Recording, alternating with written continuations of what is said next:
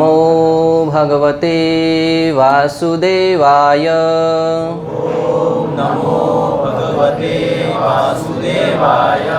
ओम नमो भगवते वासुदेवाय। ओम नमो भगवते वासुदेवाय। ओम नमो भगवते वासुदेवाय। ओम नमो भगवते वासुदेवाय। नमः ओं विष्णुपादाय कृष्णपृष्ठाय भूतले श्रीमते भक्तिवेदांत स्वामिनिति नामिने। नमस्ते सरस्वते देवे गौरवाणी प्रचारिणे निर्विशेषः शून्यवादी पाश्चात्यदेशतारिणे। जय श्री कृष्ण चैतन्य प्रभु नित्यानंद श्री अद्वैत गदाधर श्रीवासादि। हरे कृष्णा कृष्णा कृष्णा हरे हरे, हरे राम राम राम हरे हरे। हरे कृष्णा। तो आज एक दिवसीय साप्ताहिक प्रोग्राम में आप सभी का हार्दिक स्वागत है। प्रति शनिवार सत्र में हम भगवान श्री हरि के विषय में सुनते हैं। प्राय हम कई बार ऐसा अनुभव किए हैं कि जब कोई रेगुलर वस्तु हमें मिलती रहती है तो हम उसको साधारण तरीके से ले लेते हैं, और ऐसा प्राय देखा जाता है कि कोई भी वस्तु जब बड़ी आसानी से मिलने लगती है तो उसकी कीमत हम कम करके आंकने लगते हैं। और जब प्रति शनिवार हमें ये भगवान श्री हरि के विषय में सुनने का अवसर मिल रहा है तो इसको साधारण तरीके से न लें। जैसा कि हम शादियों में जाते हैं, किसी के घर पे किसी प्रोग्राम में जाते हैं मात्र और मात्र औपचारिकता पूर्ण करने के लिए, कि किसी व्यक्ति ने हमें आमंत्रित किया है तो हम अपना मुख दिखला के, अपना मुखड़ा दिखला के आ जाते हैं, ताकि सामने वाले व्यक्ति को लगे कि हाँ वह भी आया था, या फिर कैमरे में फ़ोटो क्लिक करवा देंगे कि वो याददाश्त में रहेगा कि हाँ हम भी आए थे। तो इस शनिवार ये प्रोग्राम को उस तरीके से अगर लेने की गलती करें तो निश्चित रूप से बहुत बड़े दुर्भाग्य की ओर आगे बढ़ रहे हैं। क्योंकि ये कथा, ये कोई साधारण इस जगत का कोई अन्य वार्ता सुनने जैसा नहीं है। श्रीमद् भागवतम में वर्णन आता है, यश्याम वे श्रियमाणायाम कृष्णे परम पुरुषे भक्ति उपपद्यते पुंस शोक मोहो भयापह। क्यों सुने कथा? हम तो व्यथा सुनेंगे इस जगत की। कथा सुनने का लाभ क्या? सुखदेव गोस्वामी के सामने जब ये प्रश्न उठाया गया तब सुखदेव गोस्वामी कहते हैं, यश्याम वे श्रियमाणायाम। जब इस भगवत कथा को सुनेंगे किसके बारे में? कृष्णम परम पुरुषे, परम पुरुषोत्तम भगवान श्री कृष्ण के विषय में जब हम सुनते हैं तब होता क्या उससे? यश्याम वे श्रेयमाणायाम कृष्णम परम पुरुषे भक्ति उपपद्यते पुंस। भक्ति का प्राकट्य होता है। क्या लाभ होगा उससे? शोक मोह भयापह। शोक मोह और भय से व्यक्ति मुक्त हो जाएगा। शोक क्यों होता है? भूतकाल में हमारे साथ अनेक प्रकार की घटनाएं घटी, उसके बारे में चिंतन करते करते बार बार हम यह विचार करते हैं कि ऐसा नहीं किया होता तो, ऐसा करने से वैसा हो गया, अगर इस प्रकार से मैंने निर्णय लिया होता तो ये हो जाता, वो हो जाता। इस प्रकार व्यक्ति हमेशा चिंतित रहता है, शोक करता है, और वर्तमान के बारे में मोहित रहता है, और भविष्य के बारे में भयभीत रहता है। कल क्या होगा? अनेक प्रकार की योजनाएं बनाते हैं, परंतु कभी कभी प्राकृतिक आपदाएं उस योजनाओं पर पानी फेर देती हैं, और आप सब ने अपने जीवन में अनुभव किया होगा। तो भगवान सुखदेव गोस्वामी कह रहे हैं कि शोक मोह भयापह, ये भगवान श्री कृष्ण, भगवान श्री हरि, प्रभु श्री रामचंद्र के विषय में सुनने से हमारे शोक मोह और भय से व्यक्ति को मुक्ति मिलती है। और हरि नाम जो इस कलयुग का महान धन है, वो जप करने के लिए भी हरि नाम, हरि कथा का सुनना बहुत आवश्यक है। संपूर्ण भागवतम के 18,000 श्लोकों को सुनने का लाभ क्या होगा, या उसको सुनना कब सार्थक सिद्ध होगा? श्रीमद् भागवतम के अंतिम श्लोक में जाकर सुखदेव गोस्वामी कहते हैं, नाम संकीर्तनम यस्य सर्व पाप प्रणाशनम प्रणाम दुख समनस्तम नमामि हरिम परम। नाम संकीर्तनम यस्य, उस भगवान श्री कृष्ण के दिव्य नाम हरे कृष्णा कृष्णा कृष्णा हरे हरे, हरे राम राम राम हरे। जब उस भगवान श्री हरि के नामों का कीर्तन करते हैं, नाम संकीर्तनम यस्य सर्व पाप प्रणाशनम, समस्त प्रकार के पापों से व्यक्ति मुक्त हो जाता है। कितने अपराध करते हैं हम, कितने पापों के भागी बनते हैं, जानते अजानते। अगर श्वास भी ले रहे तो अनेक प्रकार के छोटे मोटे कीटाणु हमारे अंदर प्रवेश कर रहे हैं और उनकी हत्या हो रही है। किसी को शब्दों के द्वारा, किसी को अपने भाव के द्वारा या किसी शारीरिक क्रिया के द्वारा हम प्रति क्षण किसी न किसी प्रकार की हिंसा करते हैं और उसका कर्मा हमें मिलता है किसी न किसी रूप में। अगर उससे बचना चाहते हैं तो उस भगवान श्री हरि के दिव्य नाम जो हरिनाम संकीर्तन है उसका जप करना होगा। नाम संकीर्तनम यस्य सर्व पाप प्रणाशनम प्रणाम दुख समनस्तम नमामि हरि परम। एक बार भी अगर कोई व्यक्ति श्रद्धा भाव से भगवान श्री हरि को प्रणाम कर देता है, नमस्कार कर देता है, तो वो व्यक्ति समस्त प्रकार के पापों से मुक्त हो जाता है। और अधिक क्या चाहिए? क्या कितने तीर्थ स्थानों में जाते हैं लोग पापों को समाप्त करने के लिए, गंगा जी में स्नान करने के लिए टिकट खरीदना पड़ता है, व्यवस्था करनी पड़ती है। अभी यात्रा पे जा रहे हैं, कितनी व्यवस्था करनी पड़ रही है। लोगों को फॉर्म भरना है, लक्ष्मी देना है, टिकट बुक करना है, वहां पे रूम बुक करना है और भी प्रसाद बुक करना, कितनी सारी समस्याओं का सामना करना पड़ता है। परंतु कलयुग में मात्र और मात्र एक ही स्थान पर बैठकर चलते फिरते किसी भी अवस्था में, किसी भी परिस्थिति में है, अगर उस हरि नाम हरे कृष्ण महामंत्र का उच्चारण करते हैं तो व्यक्ति समस्त प्रकार के पापों से मुक्त हो जाता है। परंतु हमें तो जब तक सर नीचे पांव ऊपर नहीं करेंगे तब तक सहन नहीं होता है कि कोई तो कठिन कार्य करना होगा, तब लगेगा कि हाँ हम भक्ति कर रहे हैं। ऐसे ऐसे आसन करेंगे तब लगेगा कुछ तो हो रहा है जीवन में। अन्यथा जो आसान तरीके से हमें मिल रहा है आचार्यों ने कलयुग का, और ये हरिनाम इस जगत का नहीं है, गोलोकेर प्रेम धन हरिनाम संकीर्तन, ये गोलोक का प्रेम धन है जो साक्षात श्री कृष्ण का स्वरूप है। और हमारे अनेक आचार्यों ने इस हरिनाम का जप करके अपने जीवन को धन्य बनाया है। प्राय जगत में व्यक्ति इस तन को शुद्ध करने के लिए या तन का पोषण करने के लिए व्यवसाय करता है, तो उससे क्या मिलता है? वेतन। वेतन का अर्थ क्या है? इस तन का पोषण करने के लिए जो धन मिलता है उसको कहते हैं वेतन। एक बार एक व्यक्ति बहुत पढ़ाई करने के बाद नौकरी प्राप्त करने के लिए, इंटरव्यू देने के लिए एक बिजनेसमैन के यहाँ पर जाता है। तो वहाँ पर जाकर उस जो इंटरव्यू लेने वाले सेठ थे उन्होंने बोला कि आपकी अपेक्षाएं क्या है, आप किन अपेक्षाओं के साथ यहाँ पर आए हैं? तो बोले कि मैंने ये पढ़ाई करी है, सारा का सारा अपना बायोडाटा सामने दिखाया। बोले मुझे प्रति माह अगर 2 लाख रुपए मिल जाए तो बहुत है। कितना? 2 लाख। आप सब तो उससे बहुत अधिक कमाते तो आपके लिए वो नगण्य होगा, परंतु उस व्यक्ति के लिए 2 लाख बहुत बड़ी पूंजी थी। सेठ ने बोला बस, मैंने तो तुम्हारे लिए क्या क्या सोच के नहीं रखा था, मैंने तो प्रति महीने 5 लाख रुपए का पैकेज सोच के रखा था, और एक गाड़ी, एक लाड़ी और एक मोबाइल, अनेक प्रकार की सुविधा, एक बंगला, ऐसे बड़े बड़े सुख सुविधाओं के विषय में सोच रखा था, और तुम मात्र 2 लाख रुपए मांग रहे हो। वही व्यक्ति शर्माते हुए, सेठ जी मजाक तो नहीं कर रहे? बोले नालायक, शुरुआत किसने करी? 2 लाख रुपए चाहिए तेरे को? आते ही पहले कुछ सेवा तो करें, अपने कार्य के द्वारा प्रभावित तो करें।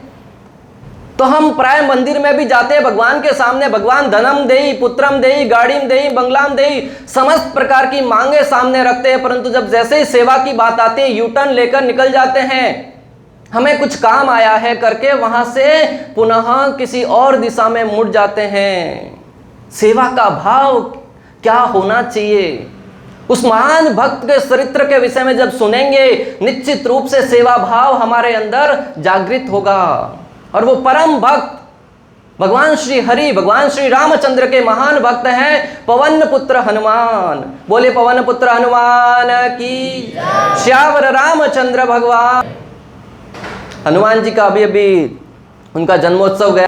हम सब प्राय हनुमान जी के मंदिर में तो जाते। कितने लोग हनुमान जी का नाम सुने?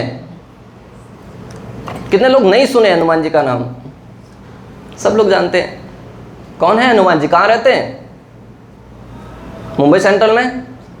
कहाँ रहते हैं? बात सत्य है, सब जगह रहते हैं हनुमान जी, तो जहां भगवान के नाम का गुणगान होता है सब जगह विद्वान रहते हैं। और उस हनुमान जी को प्रसन्न करने का तरीका क्या है? भगवान श्री रामचंद्र के नाम का उच्चारण करना, भगवान श्री राम के नाम की सेवा करना, भगवान की सेवा करना। हनुमान जी का नाम सबने सुना है, हनुमान चालीसा भी बड़ी जोरों शोरों से सुनी जा रही है, परंतु हनुमान जी के प्राकट्य के विषय में, हनुमान जी के जीवन के उद्देश्य के विषय में, हनुमान जी की लीलाओं के विषय में हम सुनने में हमेशा असमर्थ रह जाते हैं। कैसे हुआ हनुमान जी का प्राकट्य, क्या उद्देश्य था? क्या मात्र और मात्र ये एक प्रकार की लीला करने के लिए, या हमें कुछ सिखाना चाहते थे अपने आदर्श द्वारा, अपने कार्य द्वारा? हम रामायण भी सुनते हैं या देखते हैं तो मनोरंजन के तरीके से, या ज्यादा से ज्यादा भगवान श्री रामचंद्र या उनके भाइयों की प्रशंसा करने तक रह जाते हैं। इस उद्देश्य के लिए, हमारा मनोरंजन करवाने के लिए श्री रामचंद्र इस धराधाम पर अवतरित नहीं हुए थे। भगवान प्रकट हुए थे कि अपने आचरण द्वारा मैं सिखाऊं कि जीवों को जीवन में रहना कैसे है, पिता पुत्र के मध्य संबंध कैसा होना चाहिए, भाई भाई के मध्य संबंध कैसा होना चाहिए, राजा प्रजा के मध्य संबंध कैसा होना चाहिए। और इस तरह के सारे चरित्र को जब देखेंगे, क्योंकि भगवान ने सोचा कि कई बार मैंने अवतार लेकर राक्षसों का वध कर दिया, यहाँ कुछ लीलाएं करके भी ऐसा कर दिया, परंतु लोग समझ नहीं रहे, तो भगवान ने स्वयं अवतरित होकर अपने आचरण द्वारा सिखाना चाहा। तो उस हनुमान जी के विषय में, उनके प्राकट्य के विषय में आज हम श्रवण करेंगे। वैसे तो आप सब सभ्य समाज से आते हैं, हनुमान जी के विषय में जानते ही हैं, परंतु भगवान के विषय में जितना सुना जाए उतना कम है। हनुमान जी के प्राकट्य की लीला कुछ इस प्रकार है। हनुमान जी को पवन पुत्र भी कहा जाता है, भगवान श्री भोलेनाथ शिव जी का रुद्र का अंश भी कहा जाता है, और पवन जी का पुत्र भी कहा जाता है। परंतु शास्त्रों की दृष्टि से देखा जाए तो जब दशरथ महाराज ने पुत्र प्राप्ति के लिए पुत्र कामेष्टि यज्ञ किया, जब पुत्र कामेष्टि यज्ञ सफल हुआ, तब उसमें से यज्ञ पुरुष एक हवी लेकर, शरु लेकर, घड़ा लेकर बाहर प्रकट हुए। उस घड़े को दशरथ महाराज जी के हाथों में प्रदान किया। तब दशरथ महाराज ने उस हवी का आधा भाग माता कौशल्या को प्रदान किया, और उस जो आधा भाग बचा था उसके भी 2 भाग किया, उसमें से आधा भाग माता सुमित्रा को प्रदान किया, और जो अंतिम आधा भाग बचा था उसके भी 2 भाग किया, और उसमें से आधा भाग माता कैकेयी को प्रदान किया, और जो अंतिम आधा भाग बचा था वो पुनः माता सुमित्रा को प्रदान किया। जो आधा भाग माता कौशल्या ने प्राप्त किया उससे प्रभु श्री रामचंद्र का प्राकट्य हुआ। जो माता कैकेयी ने अंतिम 1/4 भाग प्राप्त किया उससे भरत जी का प्राकट्य हुआ। परंतु जो 2 भाग माता सुमित्रा ने प्राप्त किए उससे भरत, उनसे लक्ष्मण और शत्रुघ्न का प्राकट्य हुआ। एक संत के मुख से सुना कि माता सुमित्रा जब उस हवि को ग्रहण कर रही थी तो उनका भाव कैसा था कि 2 हवि, मुझे 2 भाग मिले हैं, मुझसे 2 पुत्र का प्राकट्य होना चाहिए, जिससे एक प्रभु श्री रामचंद्र अर्थात माता कौशल्या के पुत्र की सेवा में लगे और एक माता कैकेयी की पुत्र की सेवा में लगे। कौन सी माता होगी जो अपने पुत्र को सेवक बनाना चाहेगी? आज हम देख रहे हैं और इतिहास गवाह है, कुर्सी के लिए पिता पुत्र के मध्य और भाई भाई के मध्य, अनेक प्रकार के मित्र मित्र के मध्य वैर होते आए हैं, और वो वैर इतने आगे बढ़ गए कि एक दूसरे की हत्या करने से भी पीछे नहीं हटे। परंतु यहां पर कितना शानदार आदर्श दिखा रहे हैं कि वो अन्यों का सेवक बनने की भावना को लेकर उसको ग्रहण कर रहे हैं। माता सुमित्रा त्याग की प्रतिमूर्ति थी, जिन्होंने अपने दोनों पुत्रों को प्रभु श्री रामचंद्र और भरत जी की सेवा में लगाया। हालांकि ये रामायण की कथा में अगर प्रवेश करेंगे तो हनुमान जी की कथा पीछे छूट जाएगी। अभी हम ये रामायण की कथा तो बहुत विस्तारित है, उसको कई वर्षों तक भी, कई जन्मों तक भी गाएंगे तो पूर्ण होने वाली नहीं, परंतु हनुमान जी की संक्षिप्त लीलाओं का आज हम वर्णन करेंगे। जब वो सारे के सारे यज्ञ का जो हवि था वो सबको प्रदान कर दिया, तो एकाएक गरुड़ जी आए और उस पात्र को लेकर जो माता अंजना और दूसरी जगह तपस्या कर रही थी, पवन जी के वेग से जाते हुए उनको, और एक संत के मुख से सुना कि भगवान श्री भोलेनाथ जो मोहिनी मूर्ति के ऊपर मोहित हुए तब उनका वीर्य स्खलित हुआ था, उसको एक द्रोण में संभाल कर रखा। उस समय माता अंजना के अंदर उसको प्रवेश करवा के हनुमान जी का प्राकट्य हुआ। तो रुद्र के अंश भी माने जाते हैं, पवन पुत्र के भी अंश माने जाते हैं, और भगवान श्री रामचंद्र वैष्णवों के भी अंश माने जाते हैं हनुमान जी। सबका कॉम्बो पैक है, पूरे के पूरे सबका शक्ति है हनुमान जी में। और हनुमान जी की शक्ति कितनी थी इसके विषय में एक संत बताते हैं कि बाली का नाम तो आप सबने सुना होगा, बाली और सुग्रीव, कितने लोगों ने नाम सुना है? अच्छी बात है। बाली जो, उसको एक वरदान था ब्रह्मा जी का कि जिससे भी युद्ध करने जाएंगे उसका आधा शक्ति आपको मिल जाएगा।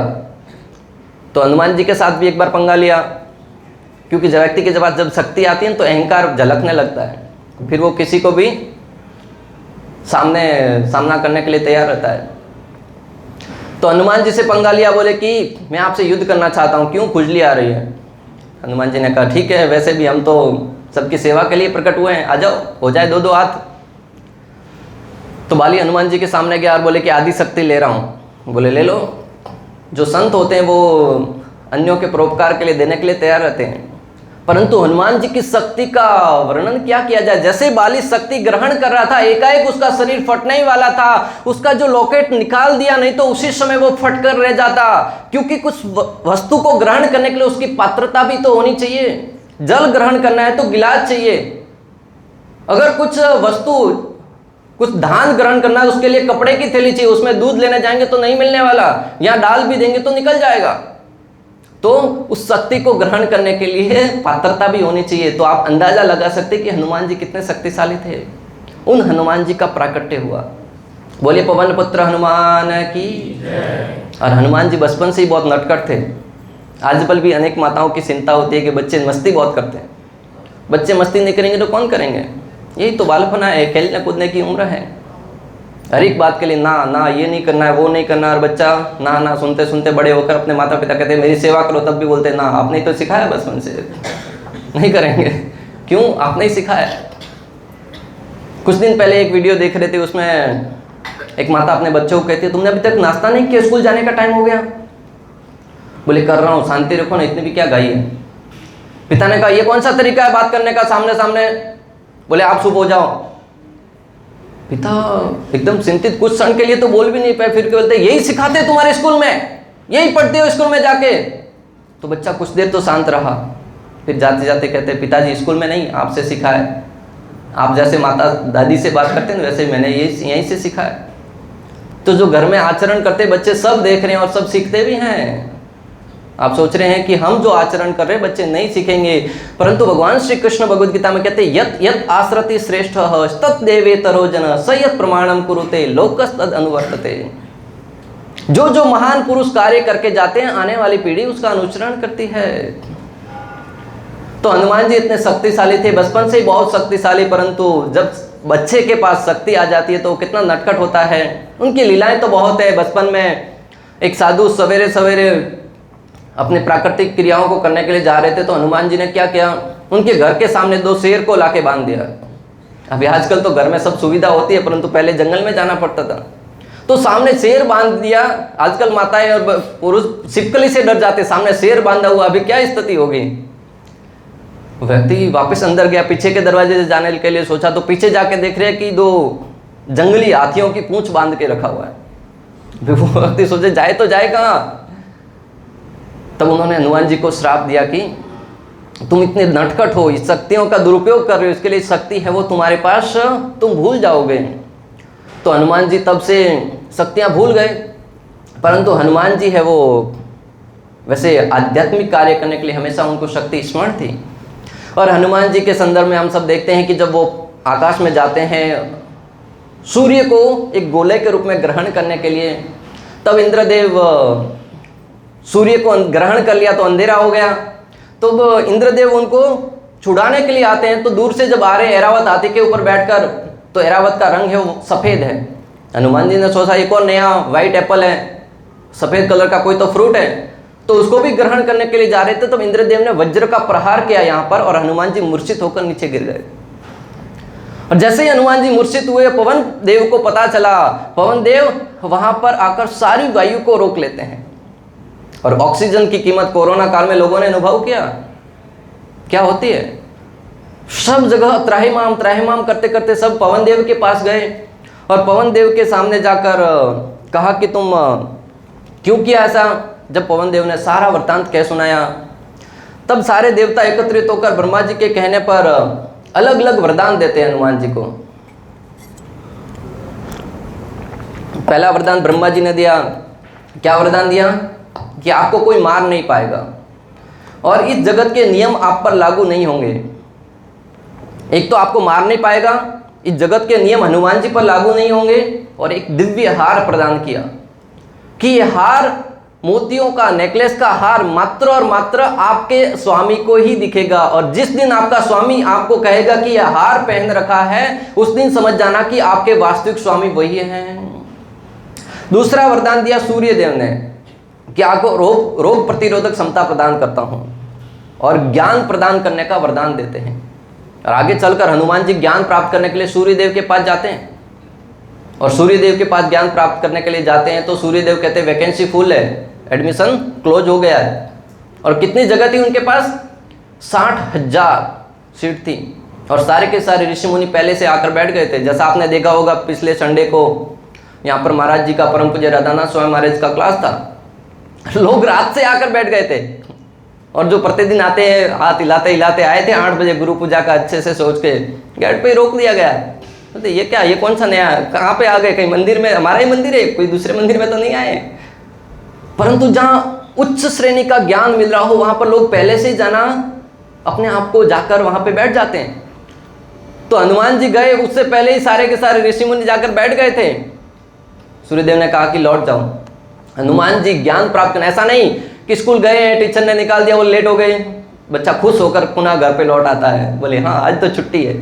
बचपन में ऐसा होता था, जिस दिन सर लेट आते थे बच्चे सब खुश होकर घर पे भाग जाते थे कि आज तो छुट्टी है, सर नहीं आए।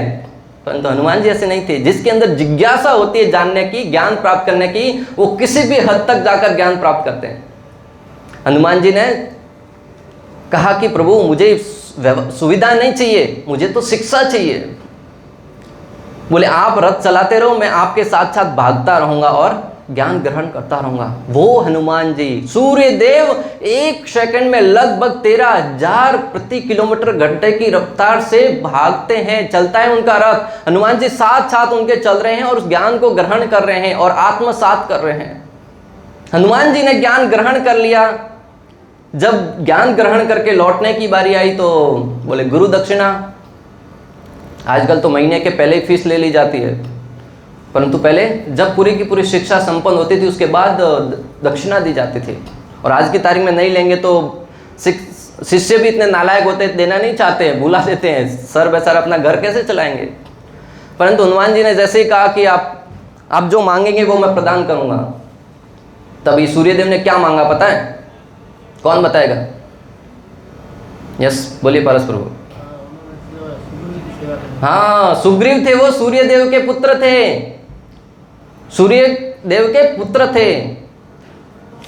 और उसकी भी कथा इस प्रकार है कि सूर्य देव के पुत्र सुग्रीव और जो इंद्रदेव थे उनके पुत्र थे बाली। तो कथा उसकी इस प्रकार है कि एक बार एक ऋषि थे, वो ऋषि तपस्या करते थे, ऐसी तपस्या, उग्र तपस्या करते थे कि उनकी तपस्या से प्रसन्न होकर भगवान है वो वरदान देने के लिए तैयार हो गए। परंतु उन्होंने बोला कि मुझे तपस्या ही करनी है। और तपस्या भी कैसी? 15-15 दिन तक कुछ नहीं खाते थे, महीने महीने तक कुछ नहीं खाते थे। और जब व्यक्ति नहीं खाता है तो क्या होता है पता है? उसका शरीर क्षीण होने लगता है, और जैसे ही शरीर क्षीण होता है उसको चलने फिरने की शक्ति नहीं रहती है। तो उस तपस्वी का नाम था उग्र तपस। उग्र तपस नाम का तपस्वी इतनी तपस्या से निर्बल हो गया था कि उसकी पत्नी नारायणी अपने टोकरी में उठाकर हमेशा चलती रहती, जहां कहीं जाना है जाते थे। माताओं के लिए सुनना चाहिए किस हद तक जाकर पति की सेवा करते थे। आजकल तो बीमार होते तो पड़ा रहता कोने में बेचारा, शुद्ध बुद्ध भी कोई नहीं लेता है। खैर हम सब तो सभ्य समाज के लोग हैं, अच्छे से सेवा करते हैं, परंतु प्राय ऐसा देखा जाता है समाज में। उग्र तपस्वी नारायणी बहुत अच्छे से सेवा कर रही थी। एक बार टोकरी में लेके जा रही थी। कितने लोगों ने ये कथा सुनी है?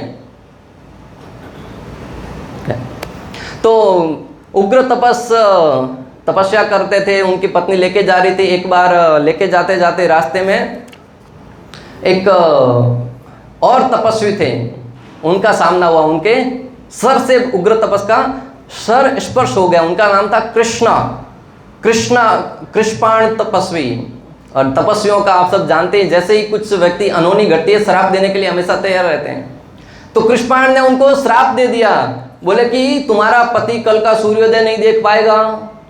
अभी श्राप भी छोटा मोटा दे देते तो ठीक है, 2 दिन का भोजन नहीं मिलेगा, परंतु यहाँ पर तो कहा, क्या कह गया, बोले कि आपका पति कल का सूर्योदय नहीं देख पाएगा। अभी उस पत्नी के सर पर क्या घटित हुई होगी, जिसके पति को मरने का वरदान दे दिया, परंतु नारायणी भी कोई कम नहीं थी, इतनी तपस्विनी थी, उन्होंने तुरंत प्रण लिया, बोले साधु तुम क्या श्राप देते हो, मेरे अंदर इतना पतिव्रता व्रत है कि मैं कल का सूर्योदय होने ही नहीं दूंगी, सूर्योदय होने ही नहीं दूंगी।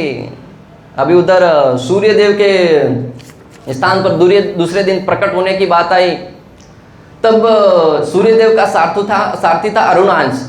क्या नाम था? अरुणांश। अरुणांश ने कहा चलो प्रभु आज घूमने निकलने का समय हो गया है, पिकनिक पे चलते हैं। तब सूर्यदेव ने कहा नहीं, इस पृथ्वी लोक पर एक ने श्राप दे रखा है, बोलकर कल का सूर्योदय प्रकट नहीं होगा और मैं उसमें बंदे लाऊं। अरुणांश ने कहा प्रभु ये जगत के लोग आपस में झगड़ते रहते हैं और उसका सारा का सारा कष्ट हमको झेलना पड़ता है, हमारा क्या दुविधा है। बोले श्राप वो दे रहे एक दूसरे को और सूर्यदेव को बांध दिया, सूर्यदेव नहीं चल पाता। तो बोले कि है तो क्या करें आज, बोले छुट्टी। सूर्यदेव ने कहा छुट्टी। वैसे सूर्यदेव को और उनके सेवक को कभी छुट्टी नहीं मिलती, 12 महीने तक सेवा करनी पड़ती है, प्रतिदिन प्रति समय, परंतु बोले आज छुट्टी घोषित। अरुणांश बोले कि छुट्टी है तो घूम के आते हैं। कहाँ जाएंगे घूमने? अभी जगत के लोग किसी पब में किसी डिस्को में कहीं तो जाते हैं, परंतु अरुणांश बोले स्वर्ग में इंद्रदेव का जहाँ पे रास होता है, जहाँ पर लीला होती है, वहाँ पर जाएंगे। अरुणांश सारा का सारा तैयारी करके निकल पड़ा अपना पैकेट करके। वहाँ पर जाकर देखा तो इंद्रदेव अंदर थे, सारी अप्सराएं अंदर थी, परंतु वहाँ पर बैठा हुआ गार्ड एक शर्त थी, बोले अंदर जाने वाला व्यक्ति मात्र स्त्री हो सकता है, अप्सरा ही अंदर जा सकती है, अन्य कोई पुरुष नहीं जा सकता, एकमात्र इंद्रदेव और बाकी सारी अप्सराएं। भगवान श्री कृष्ण की लीला में भी आप देखते हैं, श्री कृष्ण एकमात्र पुरुष, बाकी सारी गोपियाँ, यहाँ तक कि शिव जी को भी प्रवेश करना था तो गोपी का रूप लेना पड़ा। तो अरुणांश बोला लीला तो देखनी है आज, स्त्री का तो स्त्री का ही सही शरीर नहीं, और देवताओं के पास ऐसा शक्ति होता था कि अपनी शक्ति से कोई भी शरीर धारण कर सकते थे। अरुणांश ने अप्सरा का रूप ले लिया, अप्सरा का रूप लेकर अंदर प्रवेश किया। इंद्रदेव ने देखा ये नई अप्सरा कौन सी आई है, बाकी सारी रोज मिल रही थी, उनका कोई ध्यान नहीं, परंतु नई अप्सरा के ऊपर ध्यान पड़ा। इंद्रदेव गलत दृष्टि से जब उनकी ओर देखने लगे तो अरुणांश भयभीत हो गया, बोले प्रभु आप जो समझ रहे वो मैं नहीं हूं, परंतु अभी आ गए हैं तो उनके संग से जो पुत्र का प्राकट्य हुआ वो हुआ बाली। अभी अरुणांश वहां से छुट्टी मनाकर पुनः लौट के आया। सूर्यदेव ने कहा क्या बात है, मुंडी लटकाकर क्यों आए हो? तब उन्होंने सारा वृत्तांत कह सुनाया। सूर्यदेव ने कहा कि सेवक मेरे और किसी और के साथ जाकर लीला करते हो, पुनः उस रूप को ग्रहण करो, मैं भी देखना चाहता हूं। उस समय उनके संग से पुत्र प्राकट हुआ, उसका नाम हुआ सुग्रीव।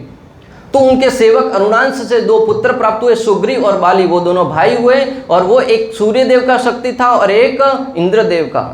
वो दोनों इस धराधाम पर अवतरित हुए और यहाँ पर सूर्यदेव कह रहे हैं कि उस सुग्रीव की सेवा के लिए तुम जहां पर जाओ।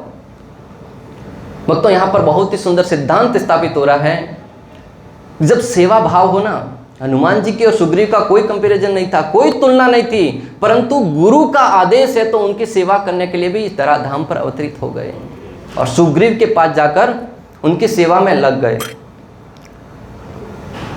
हम पुनः कथा पे आते हैं। पहला वरदान दिया ब्रह्मा जी ने, दूसरा वरदान दिया सूर्यदेव ने, तीसरा वरदान दिया धन्वंतरी भगवान ने कि आपके स्पर्श से रोगी ठीक हो जाएगा, आपके स्पर्श मात्र से रोगी ठीक हो जाएगा। अगर हमारे पास ऐसी शक्ति हो, स्पर्श किया और ठीक हो गया। आजकल ऐसे ऐसे लोग घूम रहे हैं, बोले कि एक चादर उठाया और व्यक्ति ठीक हो गया, परंतु पता नहीं कितना सत्य है उसमें। विश्वकर्मा ने प्रदान किया कि मेरे द्वारा बनाए गए सब सारे के सारे शस्त्र हैं वो तुम्हारे ऊपर प्रभाव नहीं दिखाएंगे। अगला वरदान दिया यमराज ने।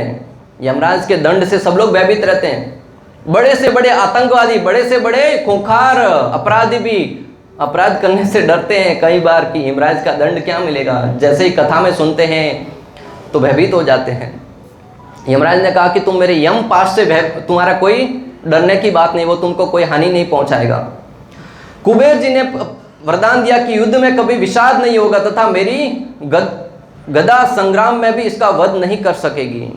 और अगला वरदान दिया भगवान भोलेनाथ ने कि मेरे सारे के सारे शस्त्र और स्वयं मेरी शक्ति भी तुमको कोई हानि नहीं पहुंचा पाएगी। और इंद्रदेव ने वरदान दिया कि जिस वज्र के प्रभाव से अभी अभी तुम निस्तेज हुए थे, उस वज्र का भी प्रभाव तुम्हारे ऊपर नहीं पड़ेगा।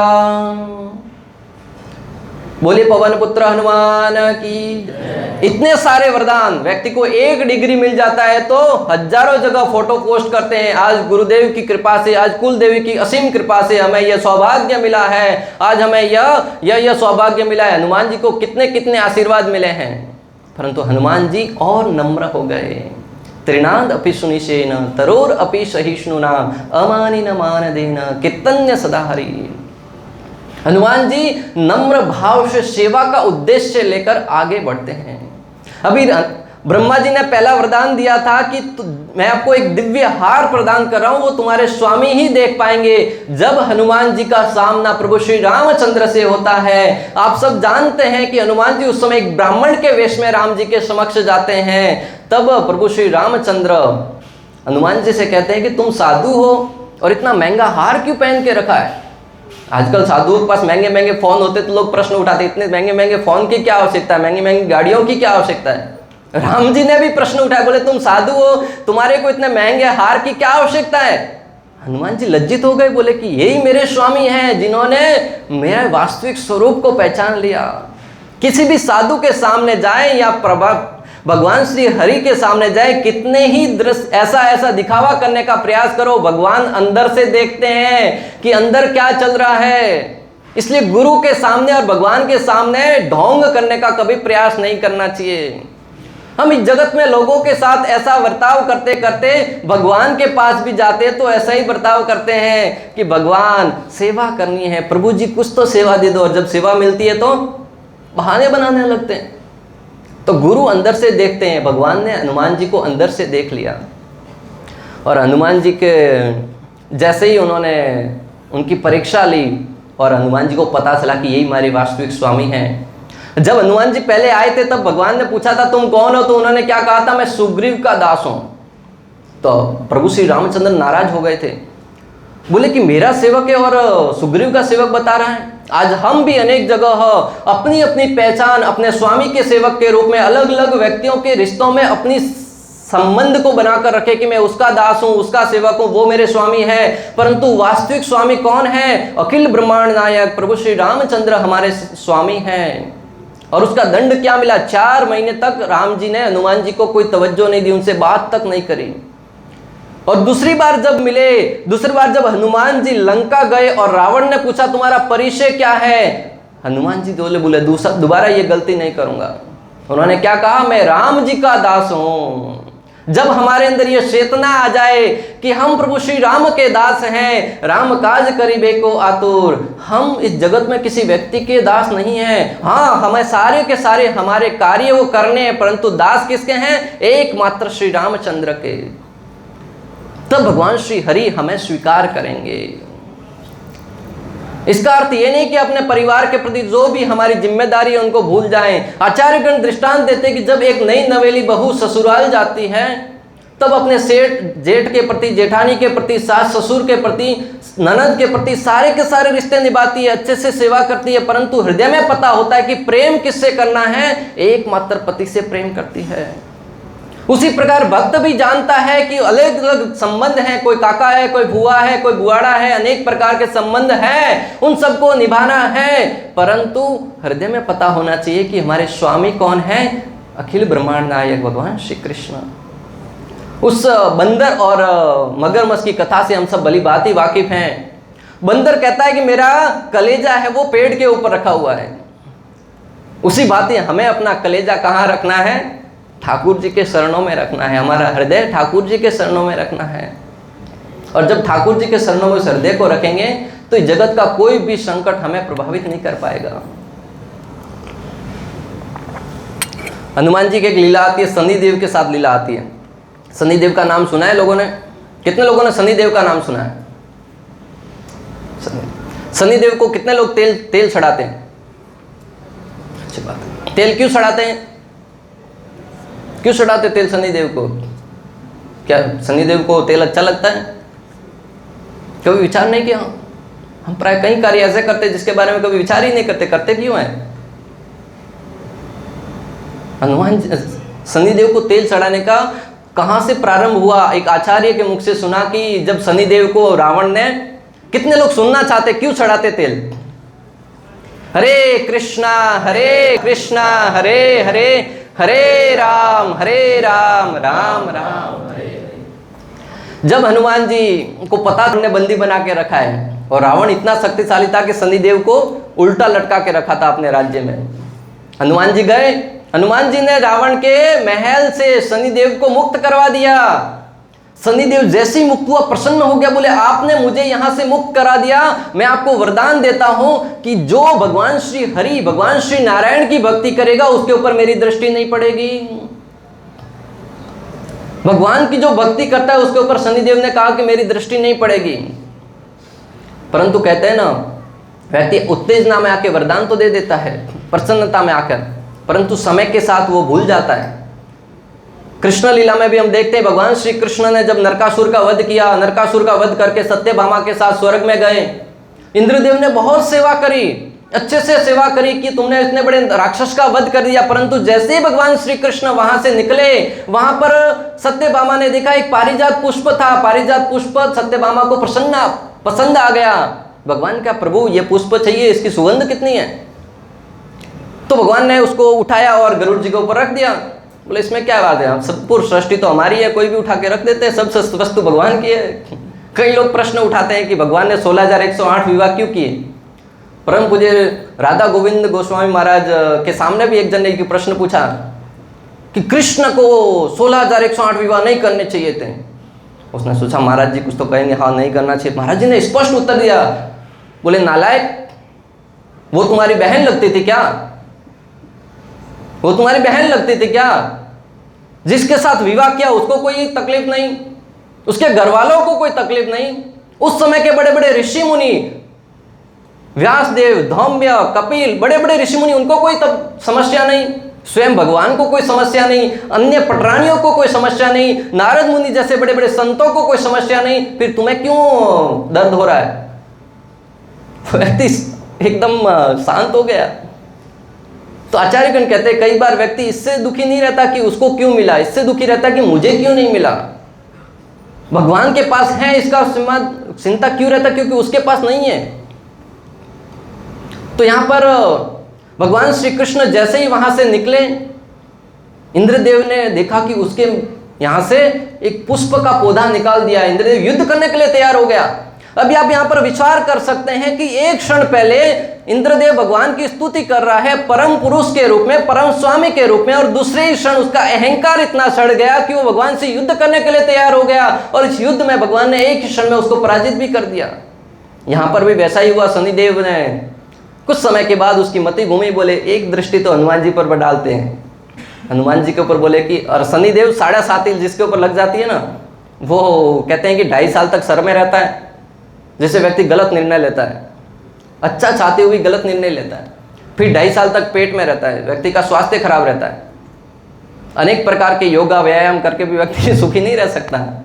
सारा डाइट के अनुसार भोजन करता है, फिर भी बीमार रहता है, और अंतिम 2.5 साल पाँव में रहता है, व्यक्ति गलत दिशा में गति करता है। तो 7.5 जिसके ऊपर शनिदेव की लगती है, वो व्यक्ति इस प्रकार से भ्रमित रहता है।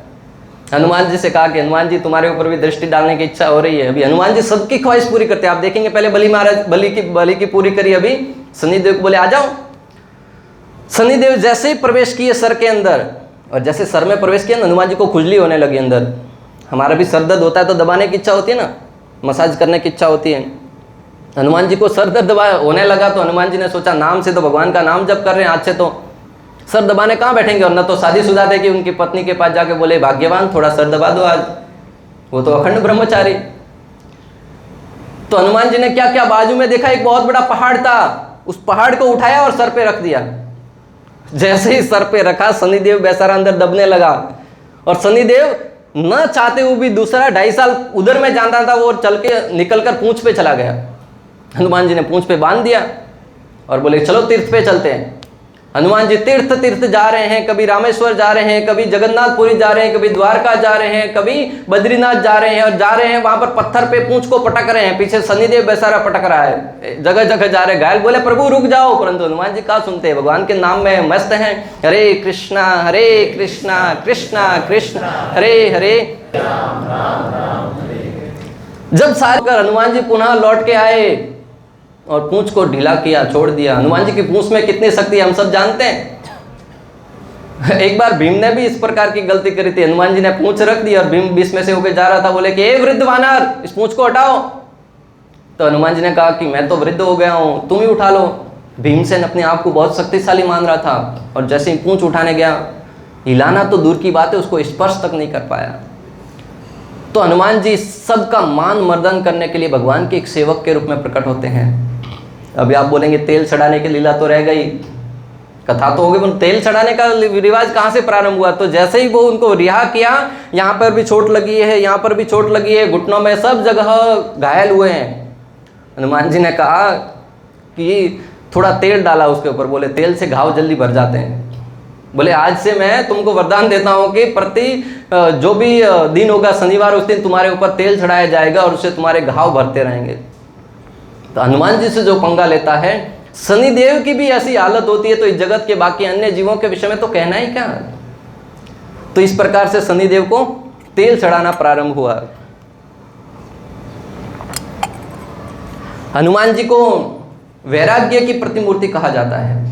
हनुमान जी के अंदर विशेष रूप से, मुख्य रूप से 5 गुण थे। पहला था सेवा भाव। हनुमान जी के अंदर सेवा भाव बहुत था, और हमारे अंदर सेवा का अभाव है। हनुमान जी के अंदर सेवा भाव था और हमारे अंदर सेवा का अभाव है। दूसरा हनुमान जी के अंदर गुण था उत्साह। उत्साह, निश्चय, धैर्य, तत्त कर्म प्रवर्तनात्। उत्साह होना बहुत आवश्यक है किसी भी कार्य को करने के लिए। हनुमान जी को प्रभु श्री रामचंद्र कुछ कहते, उसके पहले ही कार्य को करने के लिए निकल पड़ते, और यहां पर गुरु सेवक को कुछ कहते हैं, आधा घंटा तो चप्पल ढूंढने में ही लगा देता है। तो यह सेवा का भाव नहीं दर्शाता। सेवा का भाव कि गुरु ने कुछ बोला, गुरु मुखो पद्म वाक्य, गुरु के मुख से कुछ वाक्य निकला और उसको अपने जीवन में धारण करके सेवा के लिए निकल पड़ा। तीसरा गुण था बुद्धिमता। आज हम सब अपने आप को बुद्धिमान मानते हैं, परंतु किसी का मोबाइल नंबर भी याद नहीं रहता ठीक से। कई बार तो खुद का ही नंबर याद नहीं रहता है। बोलते तुम अपना नंबर दो, मैं मिस कॉल मारता, तुम्हारे पास नंबर आ जाएगा। क्यों? खुद का नंबर याद नहीं है। इतने बुद्धिमान हो गए हम, परंतु हनुमान जी बहुत बुद्धिमान थे। चौथा है योग्यता। बहुत करना भी चाह रहे हैं, उत्साह भी बहुत है, परंतु योग्यता नहीं है। तो आप बोलेंगे हम भी जाएंगे समुद्र को लांग कर, समुद्र के पास जाकर अंदर डुबकी लगाएंगे, मर जाएंगे। क्या लांगने की योग्यता है? योग्यता भी तो होनी चाहिए। और अंतिम उनका गुण था चरित्रवान, जो कि सबसे महत्वपूर्ण है। व्यक्ति के पास धन दौलत, रुपया, पैसा, गाड़ी, बंगला सब कुछ हो, परंतु अगर चरित्र शुद्ध नहीं है, घर पे उसको आने मत देना।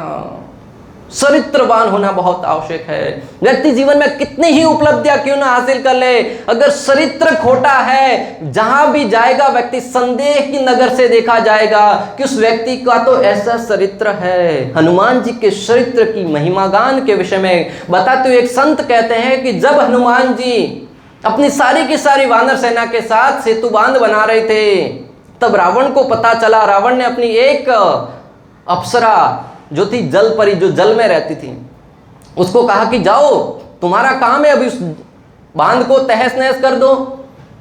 जल परी जाकर अंदर से बांध को हिला रही है। हनुमान जी ने कहा ये कौन सा है, कौन है राक्षस आ गया विघ्न उत्पन्न करने के लिए। असामाजिक तत्व हमेशा कहीं ना कहीं विद्वान रहते हैं कोई भी संकट पैदा करने के लिए। हनुमान जी ने कहा साहस है तो सामने आके सामना करो, इस प्रकार के कायरता भरी कार्य क्यों कर रहे हो।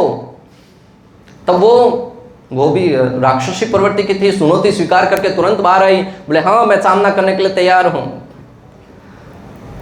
तो हनुमान जी ने कहा युद्ध करो। युद्ध करते करते हनुमान जी के सौंदर्य को देखकर, हनुमान जी के तेज को देखकर, हनुमान जी के उस वैभव को देखकर वो अप्सरा आकर्षित हो गई, जलपरी आकर्षित हो गई। वो युद्ध कम कर रही थी, चिपक अधिक रही थी। और मछली का ऐसा शरीर होता, चिपकता है तो बहुत कहते हैं कि अच्छा नहीं लगता है। हनुमान जी ने जैसे ही उसको दूर धकेला, उसने प्रस्ताव रख दिया, तुरंत बोले मुझसे विवाह कर लो।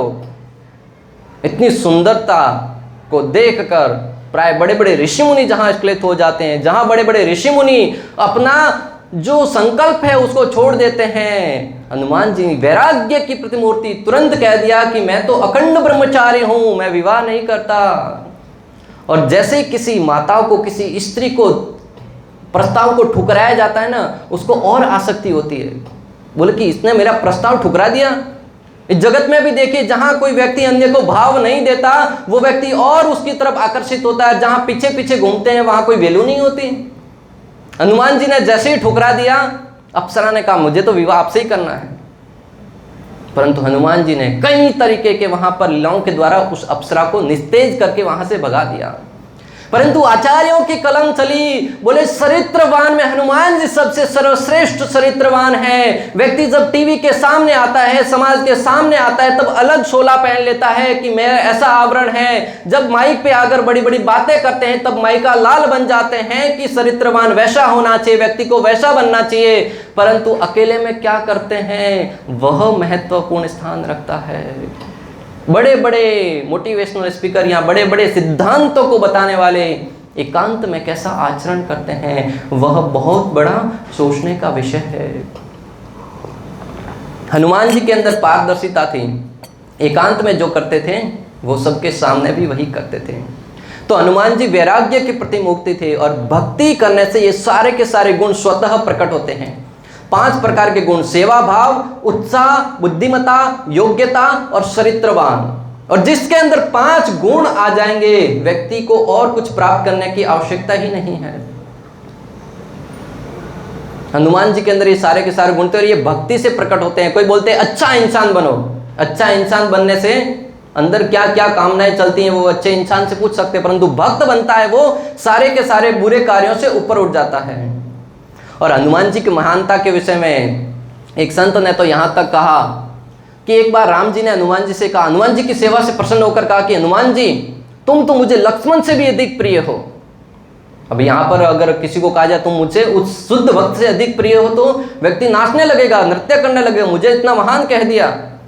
परंतु हनुमान जी का भाव तो देखिए, हनुमान जी क्या कहते हैं बताएं? बोले प्रभु, प्राय व्यक्ति जब किसी को कहता है ना कि तुम मुझे अधिक प्रिय हो, तो कहता हूं तुम तो मुझे अपने प्राणों से भी अधिक प्रिय हो। क्या कहते हैं?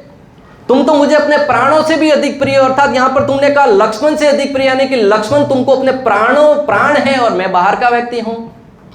इसका अर्थ है लक्ष्मण जी सबसे अधिक प्रिय हुए। और जब लक्ष्मण जी से पूछा गया कि तुम्हारा क्या भाव है, तब लक्ष्मण जी कहते हैं कि प्रभु हनुमान जी से क्या तुलना की जाए। जिस माता सीता के साथ में 13 वर्ष से अधिक वर्षों तक रहा, परंतु उनका विश्वास नहीं जीत पाया। अब सब कथा से भली बात ही वाकिफ है, मैं मात्र आपको स्मरण दिला रहा हूं। जब मामा मारीश एक सोने के हिरण का रूप लेकर आता है, भगवान श्री रामचंद्र उसको लेने के लिए जाते हैं, तब वहां से आवाज आती है कि सीते लक्ष्मण मेरी रक्षा करो। तब लक्ष्मण जी जानते थे कि प्रभु श्री रामचंद्र भगवान हैं, उनको कोई हानि नहीं पहुंचा सकता। परंतु माता सीता ने कहा कि जाओ लक्ष्मण, तुम अपने भैया की रक्षा करो। लक्ष्मण जी ने समझाने का प्रयास किया कि माते ऐसा नहीं हो सकता, परंतु जब माता के मुख से शब्द रूपी बाण निकलने लगे कि तुम मेरा भोग करने के लिए ही वन में आए थे, ऐसे ऐसे शब्द सुने जो लक्ष्मण अजय थे, विरोधी का एक भी बाण उनके हृदय को स्पर्श तक नहीं कर पाया था। आज माता सीता के शब्द रूपी बाण उनके हृदय को छलनी छलनी कर दिए। लक्ष्मण जी वहां से चल जाने के लिए विवश हो गए। आचार्यों ने कहते हैं कि यहाँ पर लक्ष्मण जी का भाव देखिए, कहते हैं कि जिस माता सीता का मैं कुछ ही कई वर्षों तक सेवा करके भी विश्वास नहीं जीत पाया, वो हनुमान जी जब लंका जाते हैं और माता सीता के समक्ष जाते हैं, तब माता सीता कहती है कि तुम रावण का एक रूप लेकर आए होंगे, तो क्या पता, क्योंकि रावण अलग अलग रूप लेकर आता था। सीते मैं लंकापति रावण, मेरी अधीनता स्वीकार कर लो, तुम्हें मंदोदरी से भी ऊंचा पद दूंगा। अनेक प्रकार का प्रस्ताव रखता था। और माता सीता क्या करती थी? तिनका उठाकर सामने रख देती थी। यहाँ पर तिनके का, हम सब तो वो सोचते हैं कि तिनका एक नगण्य है, परंतु माता सीता तिनके के द्वारा भी क्या दर्शाना चाहती है, संतों ने अलग अलग परिभाषा दिखाई। एक संत कहते हैं कि माता सीता यह दर्शाना चाहते हैं कि प्रभु श्री रामचंद्र है वो एक परिपूर्ण वृक्ष है, हरा भरा वृक्ष है, और उसके नीचे एक घास का तिनका उगता है ना। अगर प्रभु श्री रामचंद्र एक वृक्ष है तो रावण तुम एक तिनका हो, उसकी तरफ दिखाते, उसकी औकात दिखाते थे, तुम इसके लायक हो। कहां वृक्ष को छोड़कर एक तिनके के पीछे जाएंगे। दूसरे संत ने दर्शाया कि हे रावण, ये घास के तिनके एकत्रित करते जाओ जो मैं देती हूं ना, क्योंकि प्रभु श्री रामचंद्र इस लंका को तहस नहस कर देंगे, इससे अपनी कुटिया बनाते जाओ, बाद में रहने में काम आएगी। ऐसे अनेक संतों ने अलग अलग परिभाषा दी, परंतु हनुमान जी जब प्रकट हुए, माता सीता ने कहा कि मैं कैसे विश्वास करूं कि तुम रावण नहीं हो। तब हनुमान जी राम राम राम राम राम कहते एकदम बड़े हो गए, बहुत विशाल शरीर धारण कर लिया। माता सीता ने बोला शांत शांत नीचे हो जाओ, कोई देख लेगा तुमको, वापस अपने छोटे से रूप में आओ। तो हनुमान जी राम राम राम कहते एकदम छोटे से रूप में आ गए। बोले हनुमान जी तुम कभी बड़े हो जाते हो, कभी छोटे हो जाते, तुम्हारा वास्तविक स्वरूप क्या है। बोले माता मेरा वास्तविक स्वरूप तो छोटा सा ही है, परंतु जब राम जी का काम होता है ना, राम जी की सेवा के लिए मैं कोई भी स्वरूप धारण करता हूं। राम जी की सेवा के लिए कोई भी स्वरूप धारण करता हूं। राम काज करीबे को आतुर, हमेशा आतुर रहते कि कैसे प्रभु श्री रामचंद्र की सेवा करूं। वहां पर माता सीता के साथ संवाद में कुछ ही क्षणों के अंदर हनुमान जी माता सीता का विश्वास जीत लेते हैं। इससे समझता है कि लक्ष्मण जी यहां पर हनुमान जी की तुलना क्यों अपने से श्रेष्ठ कर रहे हैं। दूसरा दृष्टांत देते हैं लक्ष्मण जी की, हे प्रभु मैं शेषनाग के रूप में आपके धाम में आपको अपने ऊपर धारण करता हूं। लक्ष्मण जी शेषनाग के अवतार हैं और राम जी स्वयं भगवान श्री विष्णु हैं। बोले मैं आपको अपने ऊपर धारण करता हूं, परंतु हनुमान जी हम दोनों को अपने ऊपर धारण करते हैं। जब सुग्रीव के पहाड़ पर ले जा रहे थे, हनुमान जी ने राम जी को और लक्ष्मण जी को दोनों को अपने कंधे के ऊपर बिठा दिया। यह है हनुमान जी की महानता।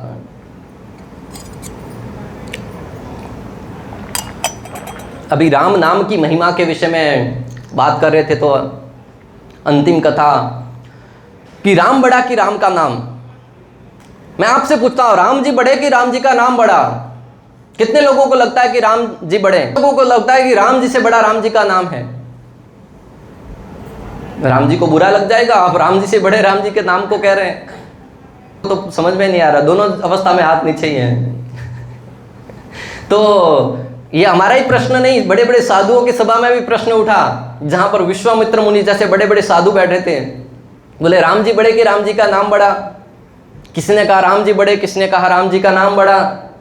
अभी समाधान कौन करेगा। जैसे आप देखेंगे न्यूज चैनल पर जो बहस करते हैं ना आपस में, ऊंची ऊंची आवाज में चिल्लाते, कोई निर्णय नहीं निकलता है। अंत में वो जो चैनल में बोलने वाला होता है बोलता है कि अच्छा तो आज का समय समाप्त हो गया, आज की ये बहस को हम यही समाप्त करते हैं। रिजल्ट क्या निकला, कुछ नहीं, मात्र एक दूसरे को चिल्ला रहे थे, अपना टाइम वेस्ट किया। लोग सुन रहे हैं, उनका भी टाइम वेस्ट हुआ। सुनने में भी इतना कड़वा लग रहा है, कान दर्द हो रहे, फिर भी सुनते रहते हैं। परंतु वहां पर बहस में अंतिम निर्णय कौन बताएगा, तो नारद मुनि का वहां पर आगमन होता है। नारद मुनि के सामने प्रस्ताव रखा, बोले कि कौन बड़ा। नारद मुनि बड़ी आसानी से कह दिया कि राम जी का नाम बड़ा, परंतु बोले सबूत कैसे माने। आप बड़े हैं, आप पूरे दिन राम नाम जपते, तो क्या राम जी का नाम बड़ा हो गया, उसको ही सिद्ध कर देंगे। कई बार इस्कॉन वाले कहते हैं ना, कृष्ण सबसे बड़े भगवान हैं। ईश्वर परम कृष्ण सच्चिदानंद विग्रह अनादिर आदिर गोविंद सर्व कारण कारणात्। एक श्लोक सबको याद आता है ब्रह्मा संहिता का, जहां कहीं भी कोई पूछता है ये सेप देते हैं। बोले कि ब्रह्मा जी ने कहा, ब्रह्मा जी ने तो बहुत कुछ कहा है, बोले इस श्लोक को सेप देते, बोले कृष्ण सबसे बड़े। बोले आप इस्कॉन वाले कृष्ण की भक्ति करते, इसके लिए कृष्ण को बड़ा कहते हैं। तो यहाँ पर नारद मुनि के ऊपर भी आरोप लगा, बोले तुम राम नाम जपते रहते हो, हरि नाम जपते रहते हो, नारायण नारायण, इसके लिए राम के नाम को बड़ा कह रहे हो। तो हनुमान जी ने, यहाँ पर नारद मुनि ने सत्य सिद्ध करने के लिए एक योजना बनाई। हनुमान जी के पास गए। हनुमान जी बोले कि वहां पर जो सभा में सब लोग बैठे हैं ना, सबको जाके एक एक बच्चे बच्चे को प्रणाम करो, परंतु विश्वामित्र मुनि को प्रणाम मत करना। क्या कहा, विश्वामित्र मुनि को प्रणाम मत करना। हनुमान जी तो बोले वाले, हाँ नारद मुनि के गुड़ रहस्यों को जान पाए। हनुमान जी गए, सबको प्रणाम किया, प्रभु मैं आपकी कुछ सेवा कर सकता हूँ, मैं कुछ सेवा कर सकता हूँ। परंतु विश्वामित्र मुनि के सामने ऐसा करके निकल गए आगे। विश्वामित्र मुनि के सामने जाकर जैसे ऐसा किया, विश्वामित्र मुनि ने उसी दिन महाप्रभु का श्लोक सुना था, त्रिनादपि सुनिसेन तरोरपि सहिष्णु नाम। बोले कि तिनके से भी नम्र, जाने दो क्या फर्क पड़ता है, अमानी न माने देना, मान सम्मान की कोई आशा नहीं। परंतु नारद मुनि कहाँ शांत बैठने वाले थे, तुरंत पहुंच गए विश्वामित्र मुनि के पास। बोले प्रभु अभी अभी मैंने कुछ देखा। बोले क्या? बोले आपने अनुभव नहीं किया? बोले जाने दो, बच्चा है। बोले बच्चा, आज इतना गलती किया, तुमको प्रणाम नहीं किया, कल कुछ और गलती करेगा। अच्छा, छोटे मोटे अपराधों को भुलाना नहीं है, उसके ऊपर पर्दा नहीं डालना है, वो आगे चलकर बड़े बनते हैं। और उन्होंने दृष्टांत दिया। बोले आप काम कर रहे हैं, घर पे झाड़ू मार रहे हैं, कभी कभी झाड़ू को छिपाने के लिए किसी दरी के नीचे डाल देते हैं, वो धीरे धीरे गंदगी बनती है, कॉकरोच बनते हैं, और वो आगे चलकर बीमारी का कारण बनता है। बोले इस प्रकार के जो उदंडता की है उसको अभी समाप्त करना चाहिए। बोले क्या किया जाए फिर, आप ही बताओ। बोले कि इसको तो मृत्युदंड मिलना चाहिए। तो इतने छोटे से अपराध के लिए मृत्युदंड? बोले मृत्युदंड। परंतु बोले विश्वामित्र मुनि ने बलि के साथ उनकी लीला हुई थी, उसको जानते थे। बोले कि हनुमान जी से कौन पंगा लेगा? बोले मैं उनसे पंगा नहीं लेने वाला। बोले आपको पंगा लेने की क्या आवश्यकता है? तो फिर बोले आपके शिष्य है ना, कौन? राम जी। विश्वामित्र मुनि उनके गुरु थे। उनके आदेश दे दो और आपके एक आवाज पे राम जी दौड़े चले आएंगे। विश्वामित्र बोले बात तो सही है, नारद मुनि तुम बहुत ज्ञानी हो। बोले हाँ, आगे आके देखते जाओ क्या क्या होता है। राम जी के पास गए, प्रभु एक सेवा है। बोले क्या बताओ? आदेश दो गुरुदेव। बोले पहले वचन दो कि जो कहोगे उसको करोगे। राम रघुवर रित सदा सली आए, प्राण जाए पर वचन न जाए। तो राम जी ने कहा आपकी जो इच्छा होगी पूर्ण करेंगे। बोले कि एक मर्डर करना है, सुपारी देना है। बोले मर्डर करना है और मुझसे करवाओगे? पहले एक बालिका किया मर्डर, वो कम है क्या? आज तक लोग उसको नहीं भुला पा रहे हैं, तुम अभी एक और मर्डर करवाना चाहते हो मेरे से? शुरुआत भी तुमने करी थी ताड़का का वध करवा के, और आज भी एक मर्डर करवा रहे हो। बोले प्रभु करना तो पड़ेगा, बात इतनी आगे बढ़ गई है कि अभी हमारी इज्जत का सवाल आ गया है, अभी तो इज्जत की बात है, अभी मैं रह नहीं पाऊंगा। बोले बताओ किसका मर्डर करना है? विश्वामित्र मुनि ने सोच सका, हनुमान जी का। राम जी ने जैसे सुना हनुमान जी का, दिल पर गहरा धक्का लगा। बोले मुख पे तो नहीं कह पाए, परंतु मन ही मन सोचे नालायक कैसे गुरुदेव हो तुम, मेरे भक्त का मेरे हाथों ही वध करवा रहे हो। एक पिता अपने पुत्र का वध करे, क्या लोगों में संदेश जाएगा? परंतु वचन दिया है, निभाना तो पड़ेगा। आजकल के लोग तो टीवी के सामने जाकर भी बोल देते, तो बाद में कहते हैं हमारी बातों को तोड़ मरोड़ कर पेश किया गया। अरे इसमें तोड़ने मरोड़ने जैसा कुछ था ही नहीं, और बोलते तोड़ मरोड़ कर पेश किया गया। और अधिक आगे बात बढ़ जाए तो मैं अपने शब्दों को वापस लेता हूँ, अगर मेरे शब्दों के द्वारा किसी को आहत हुआ है तो मैं क्षमा चाहता हूँ। लो हो गया कंप्लीट। परंतु राम जी का ऐसा नहीं था, वचन दिया है तो निभाना पड़ेगा, भले उसमें हजारों का नुकसान क्यों ना हो जाए, लाखों का नुकसान क्यों ना हो जाए। एक बार जुबान दे दी, पिंडारी की जुबान है, यहाँ पर राम जी की जुबान है, दे दिया तो फिर दे दिया, निकाल कर नहीं दिया, परंतु शब्दों के द्वारा। बोले चलो। इतने में नारद मुनि हनुमान जी के पास पहुंच गए। बोले हनुमान जी तुम्हारे मर्डर की प्लानिंग चल रही है। हनुमान जी बोले कौन, क्या हो रहा है? बोले उधर ये सब हो रहा है, तुम्हें पता नहीं। परंतु जो संत पुरुष होते हैं ना भक्तों, जब उनको पता चलता है कि उनकी मर्डर की तैयारी हो रही है, उनका जीवन का अंतिम समय है, तब अपनी बचाव के लिए इधर उधर नहीं भागते हैं। जगत में प्राय व्यक्ति को पता चलता है कि कैंसर जैसी बीमारी हो गई है जिसका कोई इलाज नहीं है, अंतिम स्टेज में है, फिर भी अंतिम आशा को लेकर जो कुछ धन बचा है उसका भी सत्यानाश करने के लिए जगह जगह घूमते हैं। और डॉक्टर भी हाँ इसका हो जाएगा, श्योर हो जाएगा, एक आप प्रयास करो, ये तरीके से हो जाए, 50-50 60-60 लाख तक समाप्त करके पूरा घर का दिवाला निकाल के फिर मृत्यु को प्राप्त होते हैं। परंतु यहाँ पर हनुमान जी, और आप भागवतम में देखेंगे परीक्षित महाराज जब मृत्यु सुनिश्चित हुई तब किसी उपचार के लिए किसी वैद्य के पास नहीं गए, साधु की शरणों में जाकर कहा कि मरायमान व्यक्ति के लिए अंतिम उपदेश क्या है, भगवान की कथा सुनना। हनुमान जी सब जानते थे, बोले कि अंत में क्या साथ में जाएगा, एक और एक मात्र हरि नाम। इस संदर्भ में एक आचार्य बहुत ही सुंदर कहानी बताते हुए कहते हैं कि एक समय की बात, एक व्यक्ति के पास बहुत सारा धन था, और उसके पास कोई लाखों करोड़ों नहीं, बहुत असंख्य मात्रा में इतना धन था कि वो कुछ भी खरीद सकता था। एक बार गाड़ी में जा रहा था, रेडियो पे एक चैनल चल रहा था, किसी साधु का प्रवचन आया, बोले मृत्यु के बाद व्यक्ति कुछ भी साथ में नहीं लेके जाएगा। अभी उस व्यक्ति के दिल पर गहरा धक्का लगा। बोले इतना संजो कर धन कमा रहा हूँ, पाई पाई एकत्रित कर रहा हूँ, मरते दम तक धन कमाता रहूंगा, ऐसा प्रण लेकर निकला हूं, और वो धन साथ में ही नहीं जाएगा तो लाभ क्या है उसका। बोले मैं इस व्यक्ति को गलत सिद्ध करके रहूंगा। पेपर में एडवर्टाइज दिया, बोले जो व्यक्ति बताएगा कि मैं धन साथ में ले जा सकता हूं उसको करोड़ों की मात्रा में इनाम दिया जाएगा। अभी जो लोग प्रतिदिन पेपर पढ़ते हैं ना, कुछ न कुछ सामने वैसा ही प्रस्ताव पढ़ना चाहते हैं जहां से उनको लाभ हो। 2-2, 3-3 घंटा बर्बाद कर देते हैं। एक व्यक्ति प्रतिदिन न्यूज़पेपर पढ़ता था, आज बोले आज हमारा पेपर पढ़ना सार्थक सिद्ध हुआ, यहाँ से 10 करोड़ रुपया प्राप्त होने वाला है मात्र एक समाधान बताने से। निकल पड़े वहां पर। बोले प्रभु मेरे पास समाधान है। बोले क्या समाधान है बताओ। बोले आप इतने धनवान हैं, कभी अमेरिका गए? बोले ये भी कोई पूछने की बात है, प्रतिदिन पर्सनल फ्लाइट में जाते हैं अपन, तो हमारा प्लान है पर कि प्रतिदिन यहाँ पे घूमना, वहाँ पे घूमना, इधर घूमना ही तो है अपने को, और क्या करना है। बोले प्रभु कभी दुबई गए?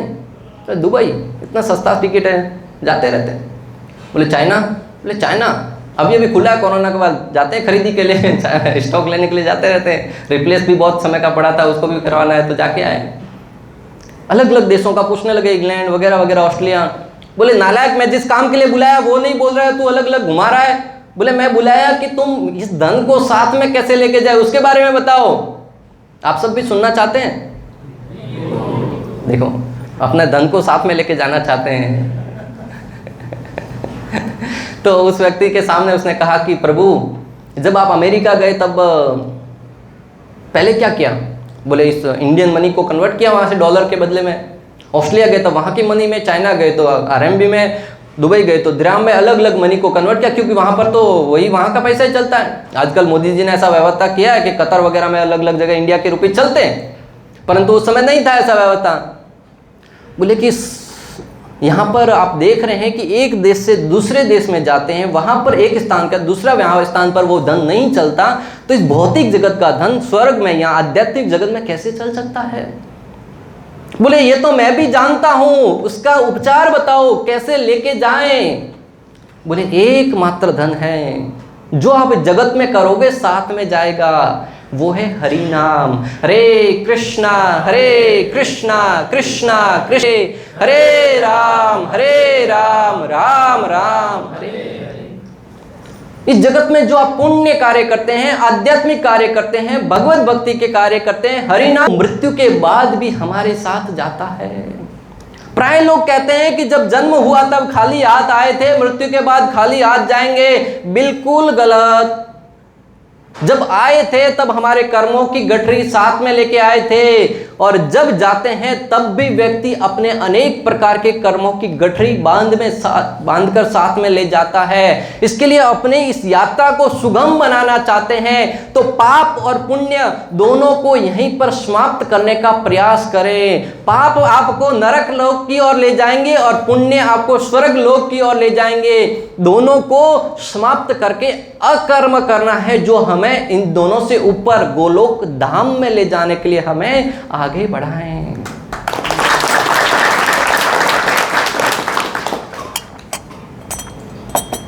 तो यहां पर कथा तो हमारी रह गई। राम जी बड़े या राम जी का नाम, हनुमान जी राम जी का नाम जपने लगे, जय सिया राम जय सिया राम जय सिया राम सिमरन करने लगे।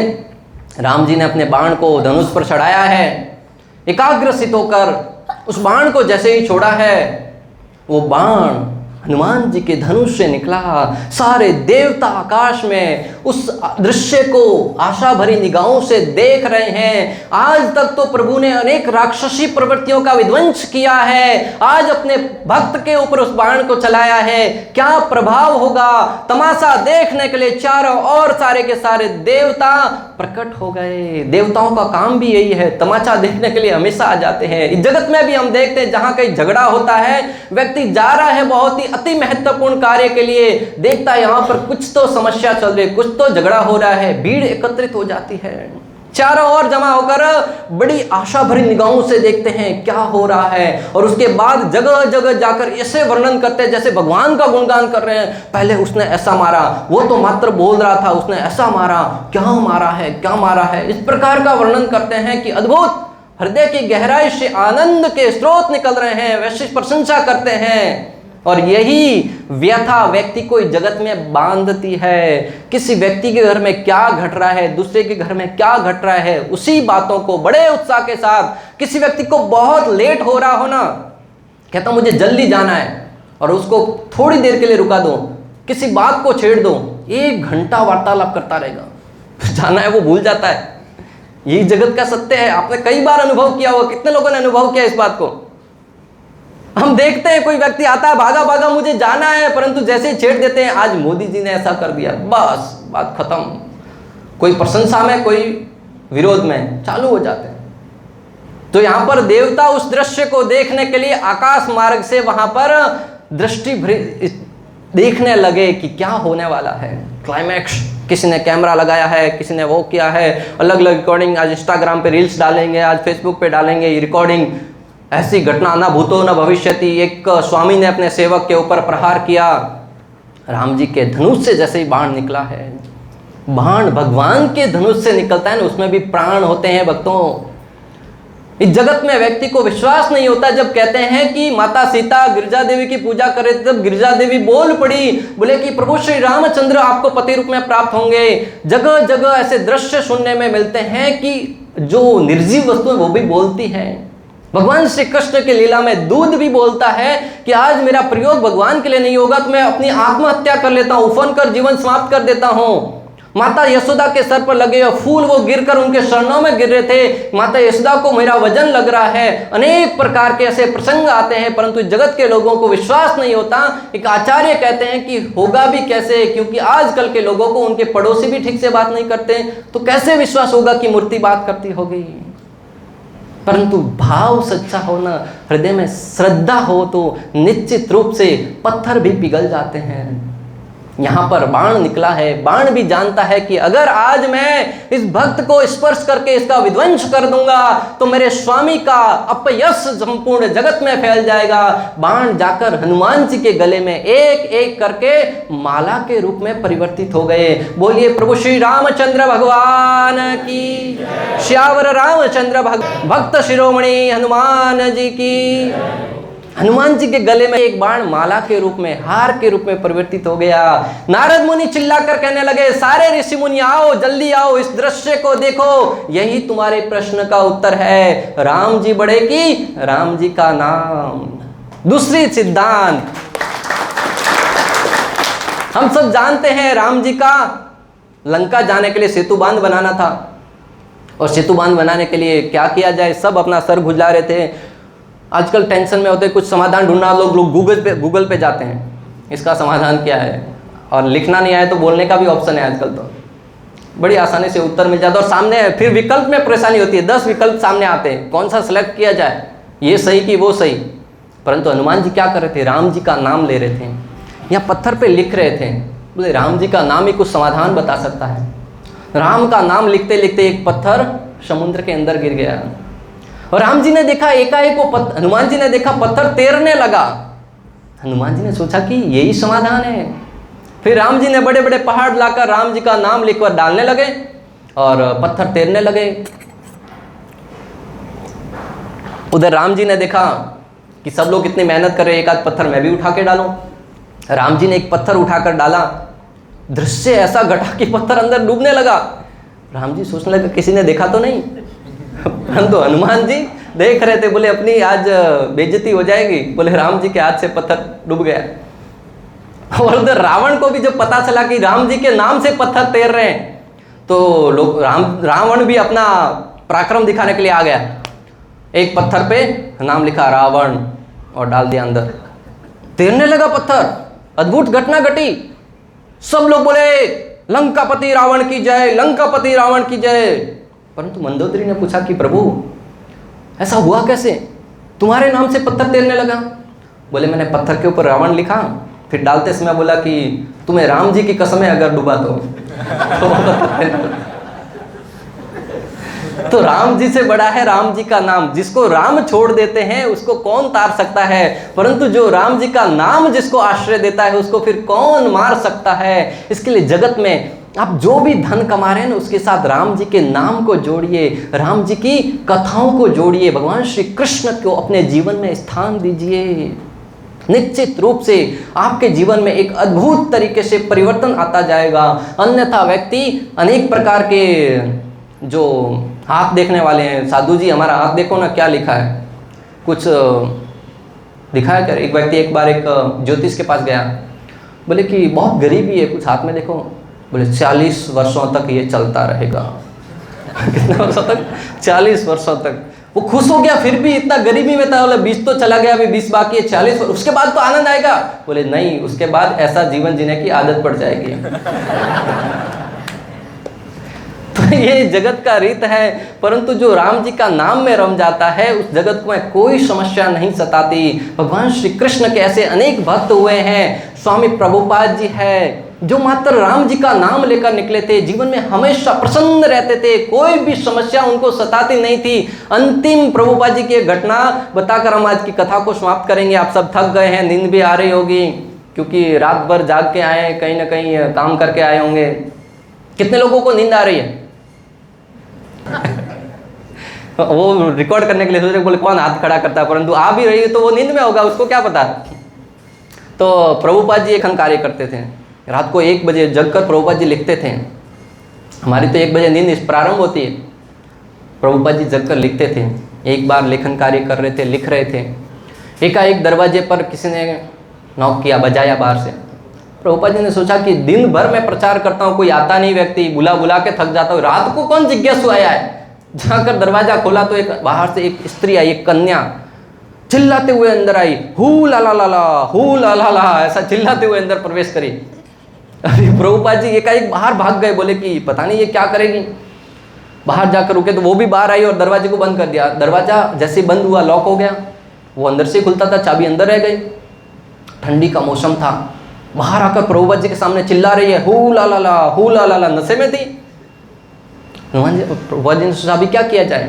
प्रभुपाद जी ने अपने एक भक्त रहते थे उनके निकट, मुकुंद, उनके पास गई। उनका कमरा कहाँ था ढूंढ के निकाला, ठंडी में, इतना ठंडे, चाबी लेके आए। मुकुंद ने आकर उसको बहुत चिल्लाया, उस लड़की को डांटा। प्रभुपाद जी को दरवाजा खोलकर अंदर बिठाया। प्रभुपाद जी पुनः लेखन कार्य को ऐसे प्रारंभ किया जैसे कुछ हुआ ही नहीं। रात भर लिखते रहे। सवेरे गुरु पूजा के बाद कथा प्रारंभ हुई, भागवतम कथा। वही कन्या सामने आकर बैठी थी। हमारे साथ कुछ घटना होती तो क्या कहते हैं पता है, रात को तो एक ऐसा दृश्य घटा, बड़ा सड़ाकर वो कन्या आई, उसने ऐसा किया, मैंने वैसा किया, उस चर्चा को एक पड़ जाते हैं। प्रभुपाद जी ने एक शब्द नहीं कहा कि कहाँ क्या हुआ था रात को। उस कन्या को देखकर मात्र इतना कहा, हू ला ला ला, और सब लोग हंसने लगे और वो कन्या भी हंसने लगी। प्रभुपाद जी ने मात्र मजाक में उस बात को टाल दिया। एक बार प्रभुपाद जी प्लेन में जा रहे थे, एकाएक हिलने लगा। क्रू मेंबर ने घोषणा करी, किसी भी समय ये विमान क्षतिग्रस्त हो सकता है, अपने अपने स्वयं की रक्षा के लिए तैयार हो जाओ। लोग चिल्लाने लगे, अलग अलग तरह की ध्वनि निकालने लगे, हे राम, हे कृष्ण। जो भक्त थे वो तो कृष्ण को पुकारने लगे, बाकी लोग अलग अलग तरीके से अपनी जान की भीख मांगने लगे। प्रभुपाद जी के शिष्यों ने प्रभुपाद जी को पकड़ लिया, बोले कि विमान दुर्घटनाग्रस्त होने वाला है। परंतु प्रभुपाद जी ध्यान पूर्वक भगवान श्री कृष्ण के दिव्य नाम, हरे कृष्णा कृष्ण कृष्ण हरे राम राम राम हरे, भगवान श्री कृष्ण के नाम को प्रभुपाद जी जप कर रहे थे। और जैसे ही विमान कुछ देर के बाद शांत हुआ और जहाँ पर इमरजेंसी लैंडिंग की गई, तो उतरने के बाद हम क्या चर्चा करते हैं, आज तो मरते मरते बच गए, भगवान की कृपा है। आचार्यों के मुख से सुना, प्रभुपाद जी ने एक शब्द नहीं कहा, मात्र क्या कहा, मंदिर यहाँ से कितना दूर है, एक शब्द कहा और वहाँ से मंदिर के लिए प्रस्थान कर दिया। यह एक भक्त के भाव कि वो किसी भी परिस्थिति में भगवान पर आश्रित होता है। जगत में हम देखते हैं अगर कोई बच्चा भयभीत हो जाता है, भागकर माता के गोद में आता है तो पूर्ण रूप से निर्भय हो जाता है। भले ही सामने खूंखार प्राणी क्यों ना हो, परंतु जैसे ही बच्चा माँ के गोद में होता है निर्भय होकर विचरण करने लगता है। उसी भांति एक भक्त भगवान श्री कृष्ण जो भगवद गीता में घोषणा करे हैं, भगवद गीता 9.17, पिता अहमस्य जगतो माता धाता पितामह, संपूर्ण जगत का माता पिता और परम पिता भी मैं ही हूँ, उसको वास्तविक रूप में स्वीकार करके उनका आश्रय ग्रहण करता है। जाको राके माई साया मार सके ना कोई।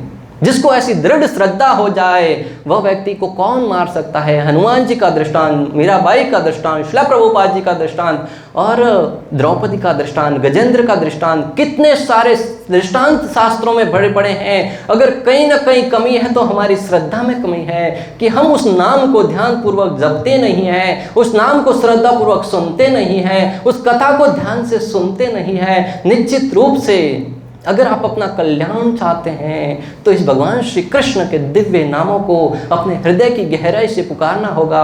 अनेक प्रकार की बात करते हैं, कभी कभी आवाज नाक से निकलती है। जब कोई क्या व्यक्ति गलत कार्य करता है, झूठ बोल रहा होता है तो समझ जाना नाक से। कोई पूछेंगे तो ऐसा बोल के निग्लेक्ट कर देगा, क्योंकि वो उचित रूप से उच्चारण नहीं कर पा रहा, क्योंकि अंदर दोष है, गलती करी है। और थोड़ा सत्य है तो कंठ से निकलता है, हाँ वैसा वहां गया था, ये हो गया वगैरह। परंतु अगर सही है ना तो दिल से बात निकलती है, बोले कि हाँ मैंने ऐसा किया था और वैसा हुआ, ये हो गया। परंतु जब और गहराई में जाते हैं, जब उत्कंठा के भाव से निकलता है तो नाभि से आवाज निकलती है। एक माता देखती है कि पुत्र जब कुछ अच्छा प्रशंसा करता है, अच्छा कार्य करता है तो हृदय की गहराई से नाभि से आवाज निकलती है उसकी प्रशंसा के लिए।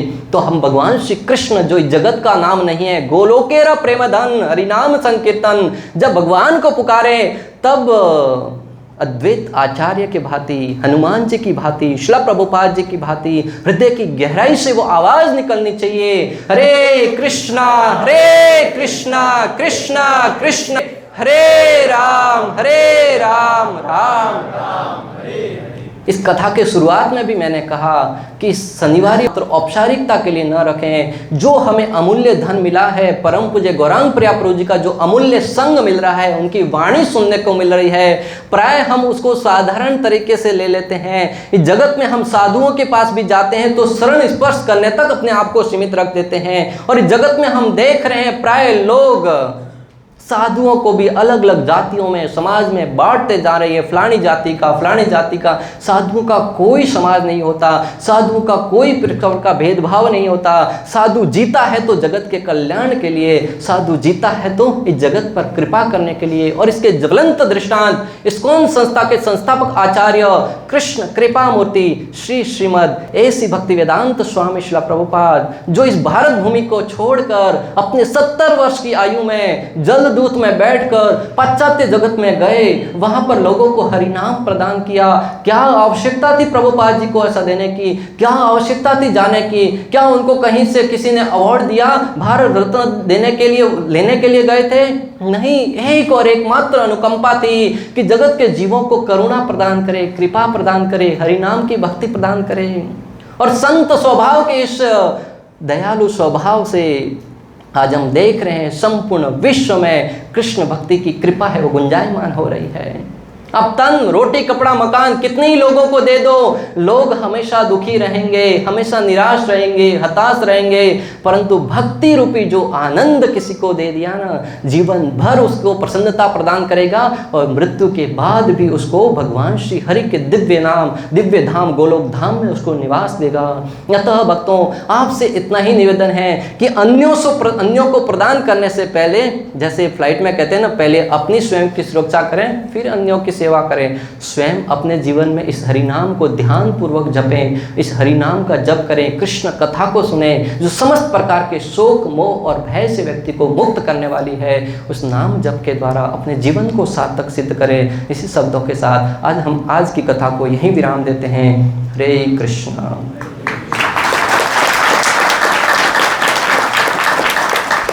श्रील प्रभुपाद की जय। श्री श्री राधा गोपीनाथ भगवान की जय। श्यावर रामचंद्र भगवान की जय। पवन पुत्र हनुमान की जय। भक्त शिरोमणि पवन पुत्र हनुमान की जय। समस्त गौर भक्त वृंद की जय। हरे कृष्णा कृष्ण हरे हरे राम राम राम हरे हरे। हरे कृष्णा कृष्ण कृष्ण हरे हरे। हरे राम राम राम हरे हरे। हरे कृष्णा कृष्ण कृष्ण हरे हरे। हरे राम राम राम हरे। आज की कथा से संबंधित कोई प्रश्न, कोई कमेंट्स, कुछ